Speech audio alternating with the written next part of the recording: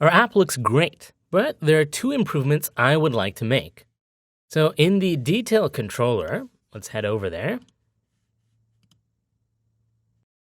In the detail controller, we've displayed the contact's address in 4 different cells.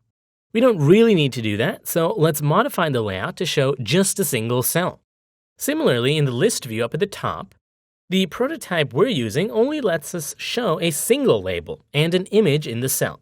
I'd like to display some more information. Let's start with the detail view controller, the contact detail controller. Since this is a static cell, the process is much simpler.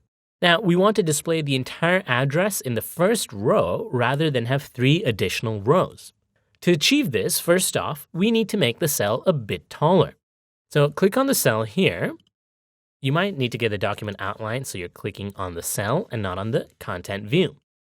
And then we're going to go over to the size inspector. You're going to check the box that says custom row height, and we're going to specify 88.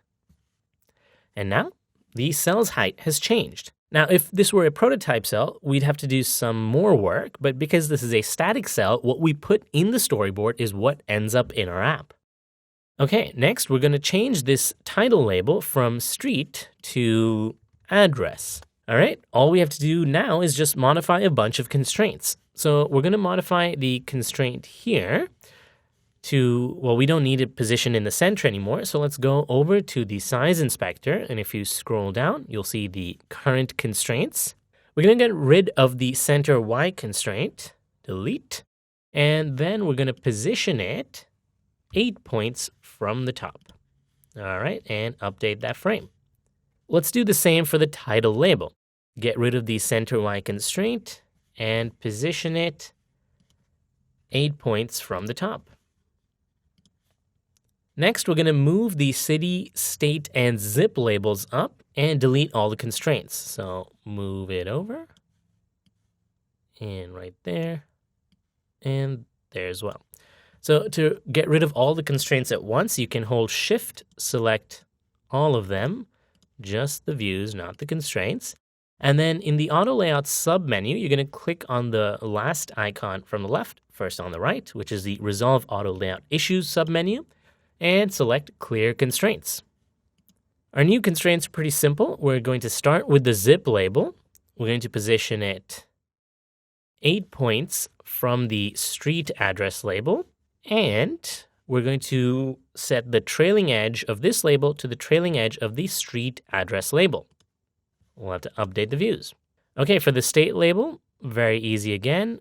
We're going to set it 8 points from the zip label and then set the top to the top so they're aligned.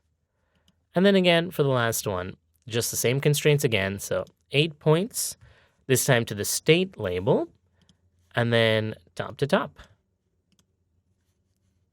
And update the views. Now we can get rid of all of these other rows by selecting the section it's in, so that one right there, going to the attributes inspector, and then modifying the number of rows to just say 1. Since we've already made all these outlets and connected it to the data, if we run the app now, everything should work. So when we select a contact from our list, look at that. We have some nice new address labels in a single row. The takeaway from this is that with static cells, creating a custom cell is very easy and straightforward. We designed the cell in much the same way as a regular view. In the master view, though, we have dynamic content that makes use of a prototype cell, and there, things are a bit different. Let's handle that in the next video.